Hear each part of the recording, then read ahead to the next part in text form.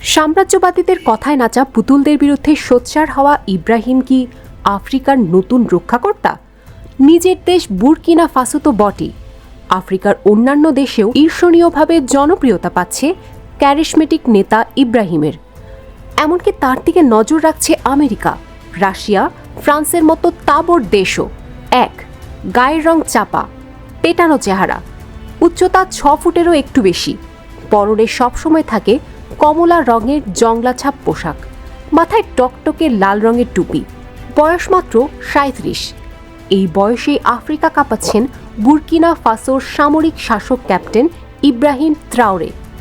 2, নিজের দেশে Burkina Faso তো বটেই, আফ্রিকার অন্যান্য দেশেও ঈর্ষণীয়ভাবে জনপ্রিয়তা পাচ্ছে ক্যারিশমেটিক নেতা ইব্রাহিমের।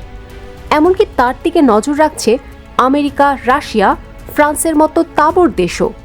3, কয়েক দশক ধরে বুরকিনা ফাসো ছিল ফ্রান্সের উপনিবেশ। 1960 সালে ফরাসি ঔপনিবেশিক শাসন থেকে মুক্ত হলেও প্রকৃত স্বাধীনতা অধরাই থেকে যায় সে দেশের বাসিন্দাদের জন্য। 4, আনুষ্ঠানিকভাবে ঔপনিবেশিকতা থেকে মুক্ত হলেও ফ্রান্সের প্রভাব তারপরেও কমেনি সে দেশে। প্রাক্তন প্রেসিডেন্ট পল হেনরি সান্দাওগো দামিবা পরিচিত ছিলেন বাধ্য নেতা হিসেবে। দেশের মানুষ চরম দারিদ্র্য ও সংকটের মুখে থাকলেও নাকি ফ্রান্স বিরোধী কোনো পদক্ষেপ করেননি তিনি। 5, এমনকি বুরকিনা ফাসো পশ্চিম আফ্রিকার CFA ব্যবহার করতে বাধ্য হয়েছিল, যা ফরাসি কোষাগার দ্বারা নিয়ন্ত্রিত মুদ্রা ছিল। ফরাসি ব্যাংকগুলিতে বুরকিনা ফাসোর বিদেশি মুদ্রা ভাণ্ডারের একটি উল্লেখযোগ্য অংশ থাকায় দেশের আর্থিক সম্পদ ফ্রান্সে পাচার করা হচ্ছিল বলে অভিযোগও উঠেছিল। 6, বুরকিনা ফাসোর ইউরেনিয়াম এবং সোনার খনিগুলো দখলও বহুদিন ছিল বিদেশি সংস্থাগুলির হাতে। খনন থেকে রপ্তানি সবই নিজেদের হাতে রেখেছিল সংস্থাগুলি, ফলে সে দেশের মানুষের কোনো লাভ হয়নি।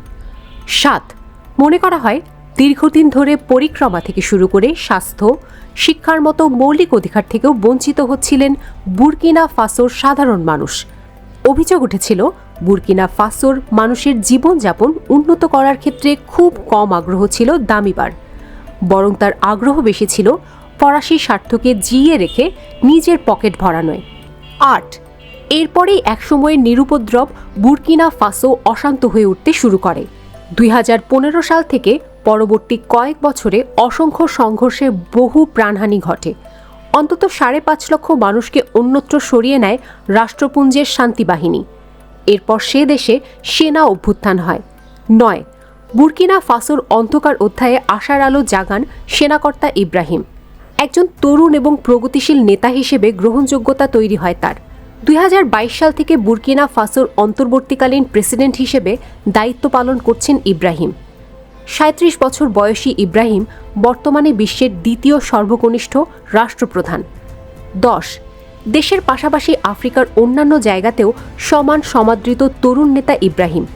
কিন্তু কেন এত জনপ্রিয়তা বুরকিনা ফাসোর এই সেনাকর্তার? 11, দেশকে পশ্চিমী সাম্রাজ্যবাদ এবং নব্য উপনিবেশবাদের কবল থেকে মুক্ত করতে দৃঢ় প্রতিজ্ঞ ইব্রাহিম। তার বার্তা আফ্রিকা এবং তার বাইরেও নাকি প্রতিধ্বনিত হয়েছে। ইব্রাহিমের অনুরাগীরা তাকে বুরকিনা ফাসোর তথা আফ্রিকার অন্যতম বিপ্লবী নেতা টমাস সাঙ্কারার যোগ্য উত্তরসূরি হিসেবেও দেখেছেন। ইব্রাহিমের প্রভাব রয়েছে বুরকিনা ফাসোর বাইরেও, এমনকি কেনিয়ার মতো দেশের রাজনীতিবিদদের মুখেও বারবার উঠে এসেছে তার কথা। দ্বিতীয় বিশ্বযুদ্ধে নাৎসি জার্মানির বিরুদ্ধে সোভিয়েত বিজয়ের 80তম বার্ষিকী উপলক্ষে রাশিয়ায় সম্প্রতি একটি স্মরণসভাও যোগ দিয়েছিলেন ইব্রাহিম।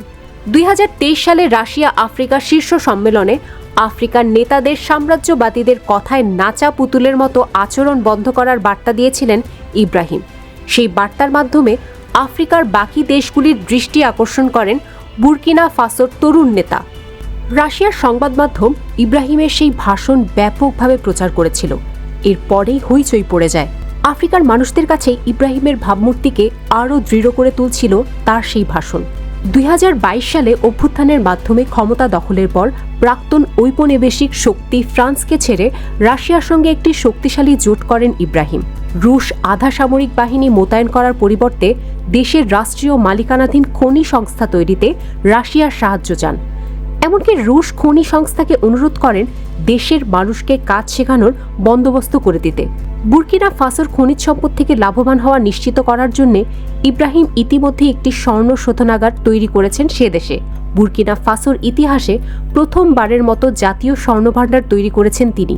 ইব্রাহিমের সরকার লন্ডনের একটি সংস্থার মালিকানাধীন দুটি স্বর্ণখনিও নিজেদের দখলে নিয়েছে।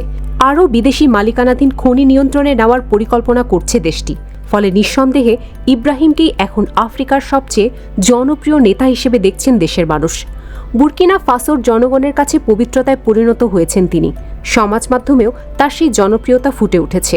বুর্কিনা ফাসোর জনগণের একাংশের মতে ইব্রাহিম ক্ষমতায় আসার পর উন্নত হচ্ছে দেশটি। শিক্ষা, স্বাস্থ্য ব্যবস্থা, রাস্তাঘাট এবং অন্যান্য পরিকাঠামো মজবুত করার দিকে নজর দিয়েছেন তিনি। ইব্রাহিম সমর্থকদের দাবি, ইতিমধ্যে বুর্কিনা ফাসোর বাসিন্দাদের জন্য 1000টি আবাসন তৈরির একটি প্রকল্পে হাত দিয়েছেন তিনি। 2030 সালের মধ্যে সে দেশের মানুষদের জন্য পর্যাপ্ত আবাসন প্রদানের প্রতিশ্রুতিও দিয়েছেন তিনি। অর্থনৈতিক স্বয়ংসম্পূর্ণতার জন্য প্রচেষ্টা চালাচ্ছেন ইব্রাহিম। আন্তর্জাতিক অর্থ ভাণ্ডারের আর্থিক সহায়তা প্রত্যাখ্যান করে দেশীয় সম্পদের মাধ্যমে স্বনির্ভর হওয়ার কথা বলেছেন তিনি। অর্থনৈতিক বৃদ্ধির মূল চালিকা শক্তি হিসেবে কৃষি, স্থানীয় শিল্প এবং উন্নয়নকেই নাকি অগ্রাধিকার দিচ্ছেন বুর্কিনা ফাসোর তরুণ নেতা। সম্প্রতি বুর্কিনা ফাসোয় 200টি মসজিদ তৈরি করে দেওয়ার প্রস্তাব দিয়েছিল সৌদি আরব, কিন্তু সৌদির দেওয়া সেই প্রস্তাব প্রত্যাখ্যান করেছেন ইব্রাহিম।